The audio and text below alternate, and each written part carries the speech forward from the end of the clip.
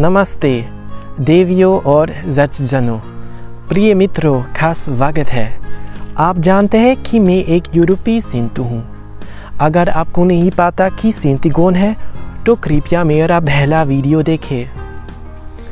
मैं यूरोप से आया हूँ। मेरा नाम है फ्रांस और मेरा सिंधी भाषा का नाम पित्सली है। मैं 21 साल का हूँ। मैं 21 वर्ष का हूँ। आज मैं इटली में से सिंधी के इतिहास के बारे में बात करना चाहता हूँ। सबसे पहले मैं कहना चाहता हूँ कि हालांकि मेरा सभी दूसरा वीडियो हिंदी या उर्दू भाषा के है, फिर भी सिर्फ 2 या 3% दर्शकों भारत और पाकिस्तान से है। मुझे बहुत खुशी होगी अगर आप मेरे वीडियो को चारों तरफ बेचे करेंगे या अपने दोस्तों को सिंधी प्रवासी के बारे में बताएंगे। हम सिंधी एक जाति समूह है। यह भी उल्लेख किया जाना चाहिए कि हम सिंधी भिन्न समूहों में विभाजित किया जाता है।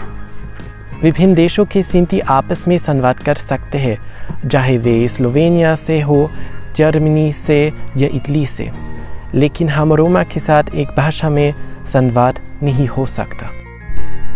इटली में सिंधी के आगमन का उल्लेख 1422 में क्रोनिका दी बोलोनिया में किया गया था। इसका मतलब है कि स्वदेशी इतालवी सिंधियों जिंद की भूमि से सीधे इटली आए और उन्होंने खुद को जर्मन सिंधियों से आज़ादी रूप से सिंधी कहा। यह और सबूत है कि सभी सिंधी के एक मूल भूमि सिंध में है। आज 50,000 से अधिक सिंधी इटली में रहते हैं। इटली में भी अलग अलग सिंधी समूह है।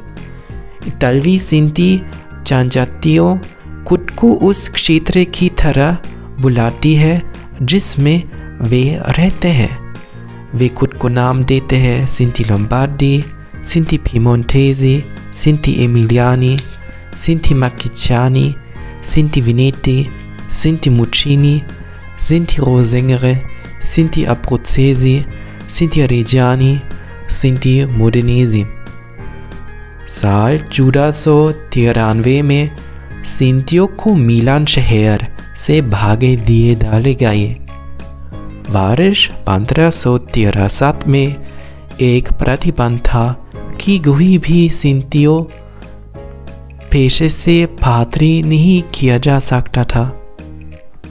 1568 में पोप पियुस पांचवें ने आदेश दिया कि सभी सिंधी को इटली से निष्कासित कर दिया जाना चाहिए। वर्ष 1830 से बाद विदेशी सिंधियों इटली आया, जैसा Efterwagengere Sinti, Biale Sinti und Württemberger Sinti। मेरा समूह स्वाबियन सिंधी है, खुद को विट्टेम्बर्गिया को कहता है। बरस 1873 में Cesare Lombroso की आपने नस्लवादी पुस्तक प्रकाशित था। वर्ष 1922 में सिंधी को बिना इतालवी पासपोर्ट के देश से निष्कासित कर दिया गया था। 1938 के बाद से सभी इतालवी सिंधी को नजरबंदी शिविरों में कैद दिया गया था। इटली के कई शहरों में नजरबंदी शिविर थे। बोयानो, टोसिचा, Terdas de Fugo, Brignano, Bolzano, मोदेना में। वहाँ खाने के लिए बहुत कम था। त्रिस्त शहर में रिजेरा दी समनसाबा नामक एक एकरता शिविर भी था।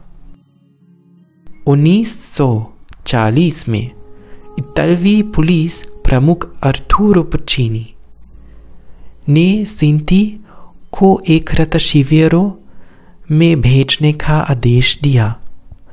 8 सितंबर 1940 को सिंधियों ने हथियार चुरा लिए और अपनी खुद को सेना बनाए। छोटा लेकिन मजबूत सिंटी सेना ने नाज़ियों ले खिलाफ लड़ाई लड़ी। उन्होंने लेओरी टी प्रेराजोलिनी या ला ब्रिगादा दे लियोनी कहा जाते थे। ये हिंदी में को शेर सेना को कहते हैं।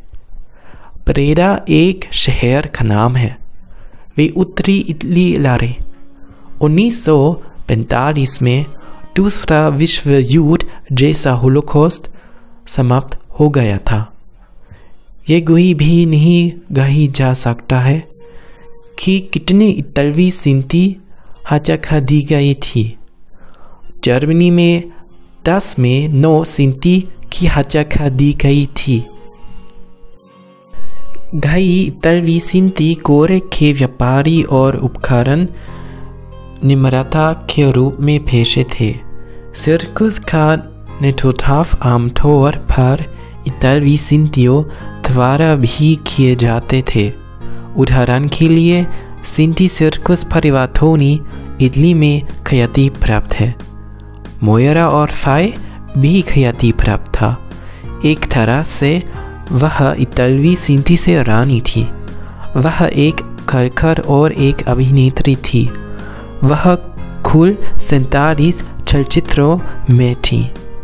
उसकी चचेरी बहन लियाना भी एक अभिनेत्री थी।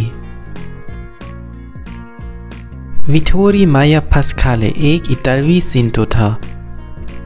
उसका सिंटी नाम स्पात्सो था। वो एक पक्षपाती और कवि था और भी ख्याति प्राप्त था। प्यू रिसर्च सेंटर के 2016 के एक अध्ययन में पाया गया कि 82% स्वदेशी इटालियंस से सिंटी और रोमा नफरत करते हैं। जर्मनी के स्वदेशी लोग मुकाबले 40% से अधिक से सिंटी और रोमा से नफरत करते हैं। मुझे उम्मीद है कि इस छोटे छायाचित्र आपके लिए दिलचस्प था। ध्यान देने के लिए शुक्रिया। अगली बार तक विदा के समय का सलाम।